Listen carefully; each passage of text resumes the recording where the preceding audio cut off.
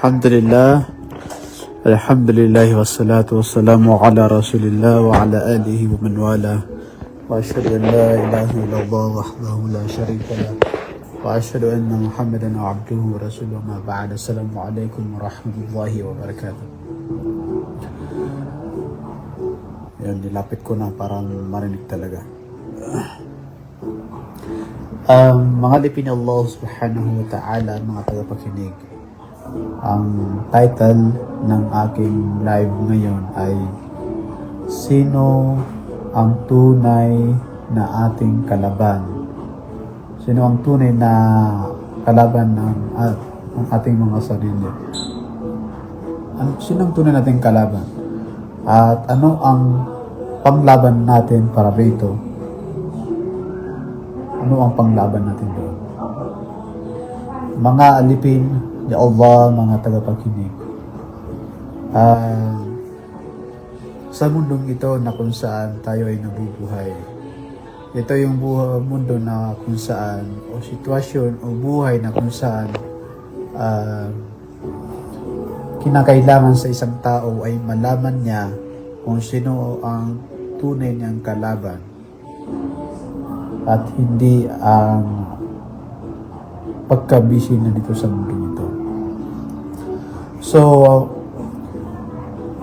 ang tunay na kalaban ng isang tao na narapat niyang malaman sapagkat nang sa ganon ay alam niya kung ano ang dapat niyang ihanda, alam niya kung ano ang dapat niyang gawin, nang sa ganon ay hindi siya mapinsala pag siya ay dumating sa kanyang pupuntahan.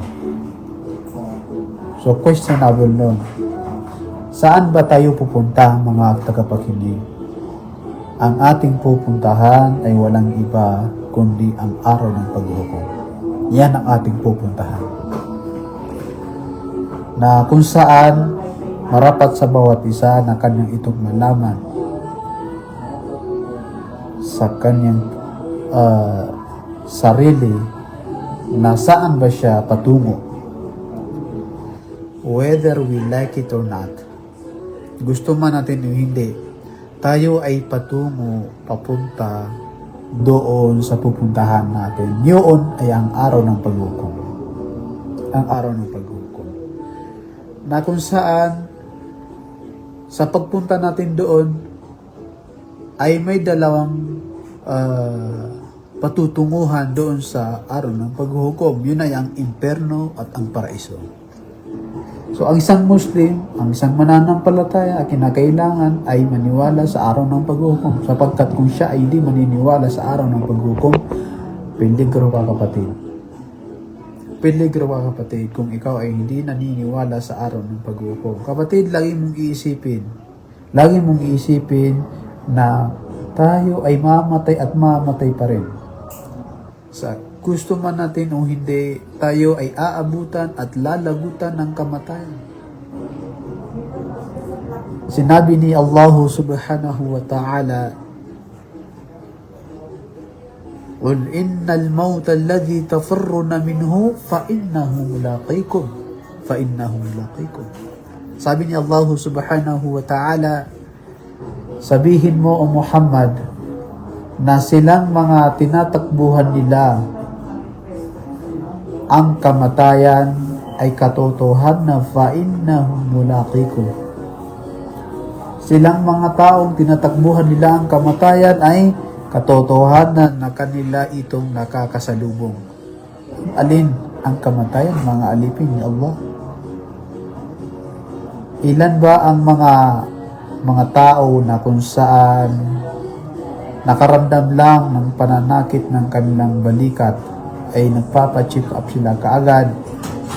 Nakaramdam lang sila ng hindi magandang pakiramdam sa kanilang mga sarili, sa kanilang mga katawan, ay kaagad silang pumupunta, nagpapacheck up. Yung iba pa nga pumupunta sa mga albularyo para lang kumbaga ay may tanong nila kung ano nga ba itong mga nararamdaman nila. Nang sa ganon ay sila ay magamot. So, sila ay natatakot sa kamatayan. Ng mga tao ay tinatakbuhan nila ang kamatayan. Subalit sabi ni Allah, kayong mga tinatakbuhan nyo ang kamatayan, tunay na inyo itong nakakasalubong. Subhanallah. Just imagine, may tinatakbuhan kang, natatakot ka sa isang halimbawa, kahit tao, halimbawa, o di kaya aso. Hinahabol ka ng aso, tinatakbuhan mo yung aso. Yung pala, nakakasalubong mo yung aso na yun.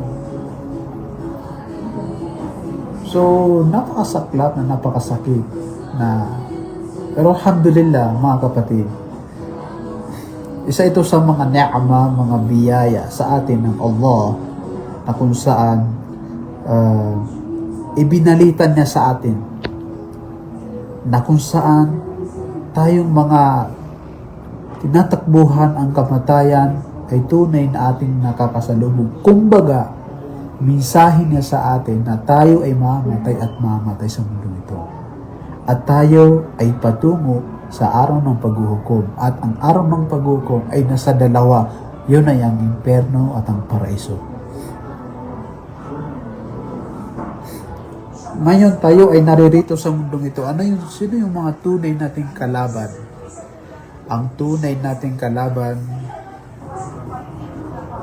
ay ang ating mga sarili.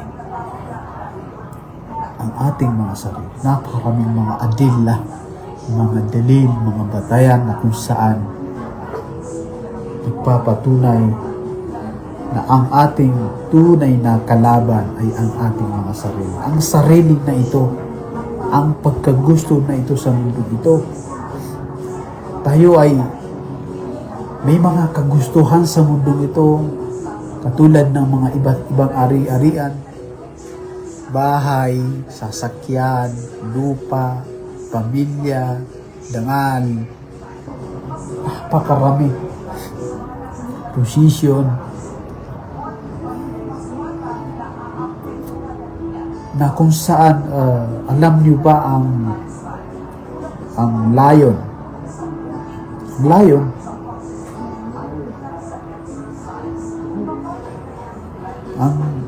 Ang lion, mga kapatid, hindi kaya ang tigre, na kung saan kapag siya ay nagutom, ang lion na yan ay makita mo, tahimik yan. Pero kapag yan ay nagutom, ay mangangain. Kahit ang mismong may-ari nito ay kakainin niya. Ang ating mga sarili ay parang lion yan. Ang ating kalaban, ang ating sariling kagustuhan, ang hawa, nafsul hawa, ang kagustuhan ng ating mga sarili sa mundong ito, kapag yan ay nagutom, ay mangangain yan, mga kapatid. Kaya makita mo, may mga kapatid tayo na kung saan nakaya niyang saktan, paslangin ang kanyang kasama dahil lang sa pagka-greedy, dahil lang sa pagkagusto niya sa kanyang, sa mga bagay na yun.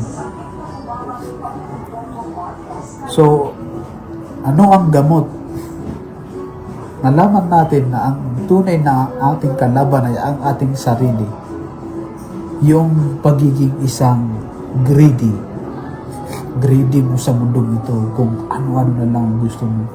Gusto mo, ikaw yung nasusunod. Gusto mo, sa'yo yung bagay na ito. Gusto mo, lahat gusto mo. So, yun yung tunay nating kalaban, ang ating mga sarili. So, ano ang gamot nito?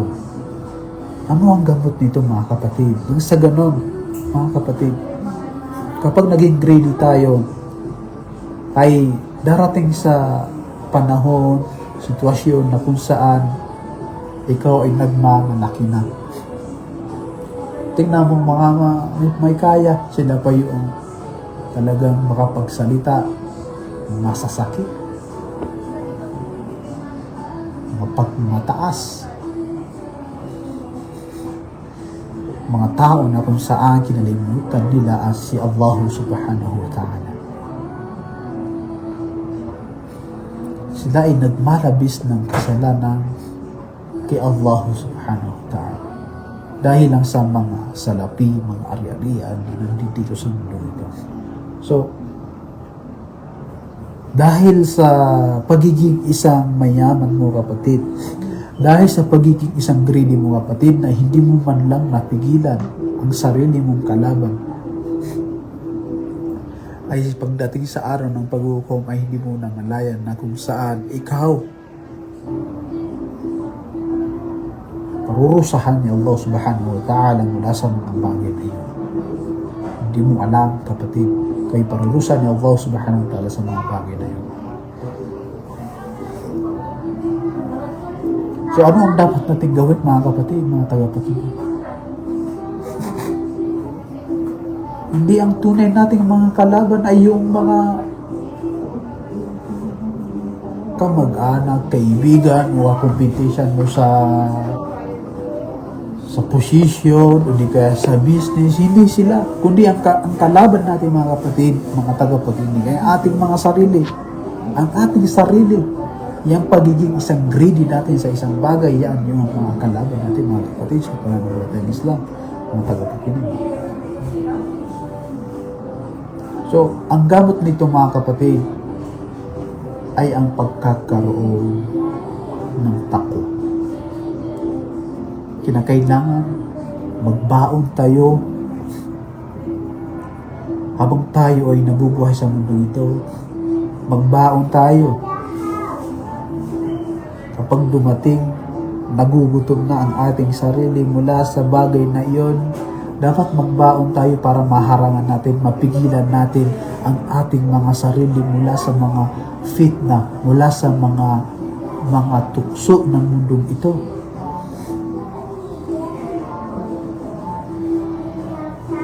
So, ang gamot na ito ay ang takwa, pagkatakot kay Allah subhanahu wa ta'ala.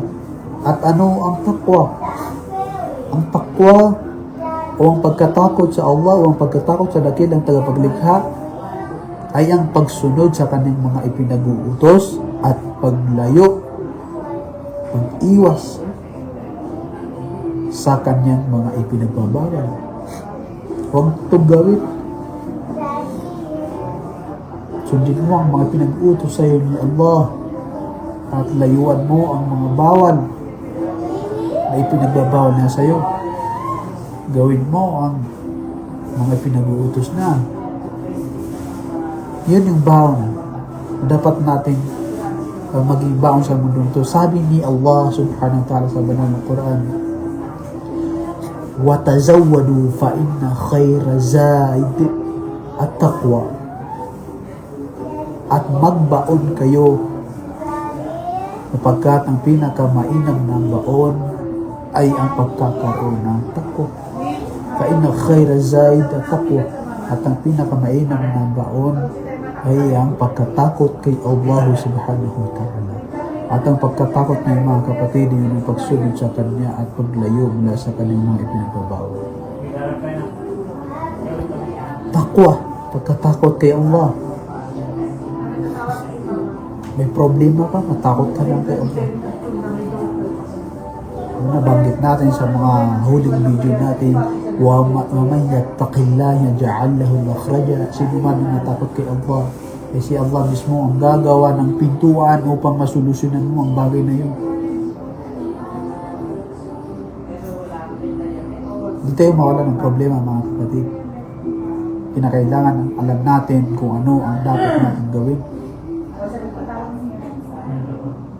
At kabilang sa mga gandang gawin natin mga kapatid, nang sa ganun ay mapigilan natin ang ating mga sarili mula sa paggawa ng mga haram.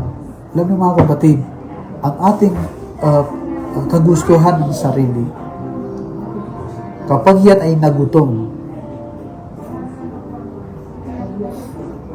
ay kahit makagawa siya ng haram, kahit makagawa siya ng ipinagbabawal sa relihiyong Islam, ay gagawin at gagawin niya dahil gutom na ang kanyang sarili mula sa bagay na iyon. So, isa sa magandang gawin mo, kapatid, isipin mo, kapatid, kapag may nakikita kang mga taong umaangat, ay isipin mo, maging kontento ka sa kung ano ang mayroon sa iyo na ibinigay sa iyo ni Allah subhanahu wa ta'ala. Maging kontento ka. At matakot ka kay Allah. Maging mapagpasalamat ka kay Allah. At lagi mong iisipin na ang kamatayan, ang iyong libingan ay hinahantay ka. Kaya ako ay maghahanda para rito. Malaman mo, maintindihan mo na ang kamatayan ay hinahantay ka, kapatid. Ay yung libingan, hinahantay ka. So, yun yung mga tunay nating kalaban, mga alipin. So, syempre, kung kailangan maging kontento tayo sa kung anong meron sa atin at nagtatrabaho tayo. Magawa tayo, hinahanap natin muna sa kanya Allah subhanahu wa ta'ala. Kaya mga alipin ng Allah, ang tunay nating kalaban na ating tinutukoy ay ang ating mga sarili mula sa pagiging isang greedy. Dahil sa pagiging isang greedy ng mga tao, ilan na ba ang pinatay ng pagiging isang greedy ng isang tao? Katulad lamang ng election sa mga iba't ibang lugar. Pinatay, inabangan, pinsan niya, kamag-anak niya, kaibigan niya, pinatay dahil lang sa eleksyon, dahil lang sa posisyon. Sa Mindanao, subhanallah, makita mo, subhanallah, barangay kapitan lang, napakaliit, napakababang posisyon, nagpapatayan. So kung sa mababang posisyon ay nagpapatayan sila, sa how much more pa kayo mataas ng mga posisyon katulad ng vice mayor, mayor, congressman, senador, vice president, president, o ano pang posisyon dyan. Dahil lang sa greedy, mga kapatid. Ganun din sa mga businessman. Dahil sa pagiging isang greedy natin, ay pinalayas mo ang mga tao na kung saan naghahanap buhay ng matino. Dahil lang sa greedy, kapatid.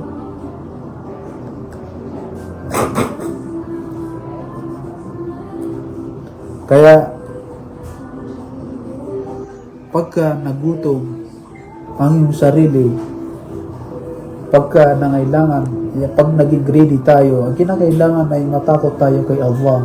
Normal sa atin na tayo ay natutukso. Nagugustuhan natin ang mga bagay-bagay. Subalit kinakailangan may limit ito. Huwag humantong sa sitwasyon na tayo ay nagsisinungaling dahil lang sa bagay na yun. Dahil sa pagiging isang greedy natin, nagiging sinungaling tayo. Dahil sa pagiging isang greedy natin, ay nagiging mamatay tao tayo. Dahil sa pagiging isang greedy natin, ay nagiging kurakot tayo. Dahil sa pagiging greedy natin, ikaw ay may lalagay sa imperno ni Allah. At matakot ka kay Allah. Sarili natin ang ating mga kalaban, mga tagapakinig. Kinakailangan. Waalaikumsalam. May nagsalam. Assalamualaikum. Assalamualaikum. So, mga alipin ni Allah subhanahu wa ta'ala, be contented of what Allah subhanahu wa ta'ala gave you, kung anong binigay sa'yo ni Allah subhanahu wa ta'ala, ay tanggapin mo na yun ay yun ang sa'yo. Lagi natin tandaan, kaya ang ating biyaya, hindi yan mananakaw din naman kahit sino. Kaya dyan ka lang sa halal. Yung sabi nila na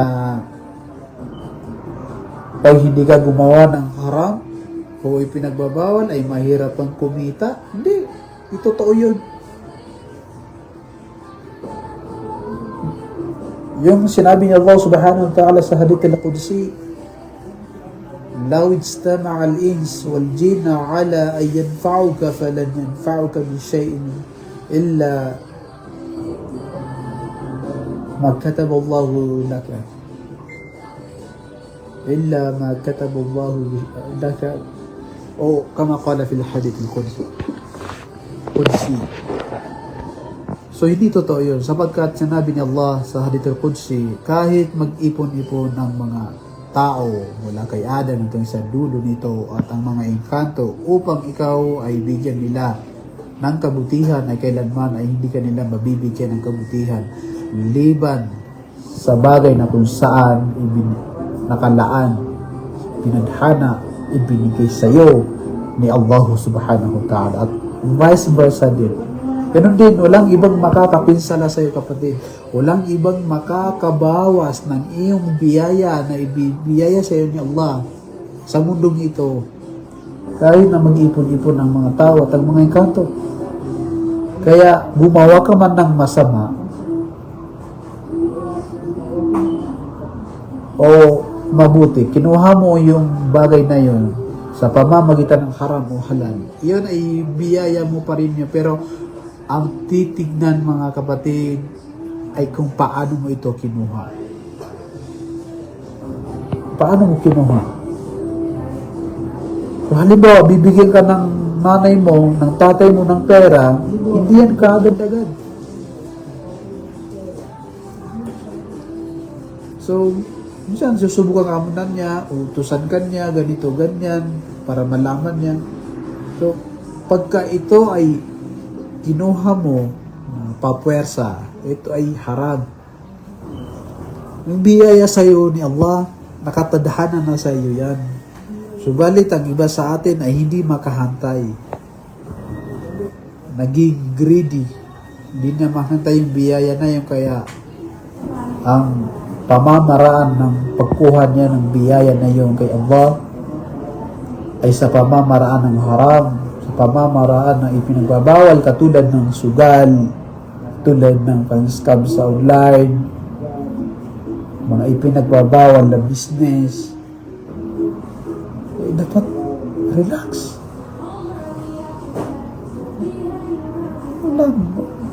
Magtrabaho ka ng halal, mga legal, pagtitinda, mashallah, mga ka-enjoy kaya mga kapatid na ikaw ay lumalabas sa iyong tahanan, mula sa iyong tahanan, nahanap mo yung biyaya ni Allah subhanahu wa ta'ala sa iyo. Kaya magsabar ka lang. Magsabar, sabar. Magtibiya kapatid. Ibibigay ni Allah subhanahu wa ta'ala sa iyo yan. Yung biyaya niya. Ibibigay at bibigay pa rin niya. Basta sa halal ka dumaan. Kasi titignan na dyan kung saan mo gagamitin, anong pamarang na gagamitin. Sabi ni Prophet sallallahu alaihi wasallam, "Wa'ajmi uqtalaf," at kunin na yung biyaya na yun sa pamamagitan ng halal. Yung siguradong halal, huwag ka masyado doon sa alanganin. Nag-aalanganin ka eh. Huwag ka mag-alanganin. Nilalagay mo yung sarili mo sa alanganin kung ito ay haram o halal. Doon ka na sa siguradong halal. Kalaban natin ang ating mga sarili, mga kapatid, sa pananampalatayang Islam.